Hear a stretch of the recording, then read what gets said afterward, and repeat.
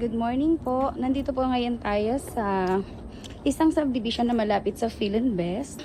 So pagpasok po natin, ito yung ating living room. And then dito po sa may baba ng hagdan yung ating powder room and yung ating kitchen. So may built-in cabinet na pong kasama. And yung ating dining na napakalawak.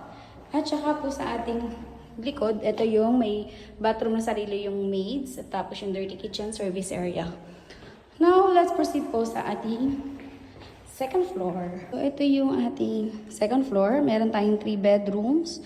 So, yung first bedroom po natin, may built-in cabinet, may nakaabang para sa window type na aircon. And ito yung ating toilet and bath para sa 2 bedrooms. And yung ating master's bedroom. So, napakalapad, napakalawak po na to. Tapos, meron po siyang sariling toilet and bath. Ang maganda, meron siyang balcony.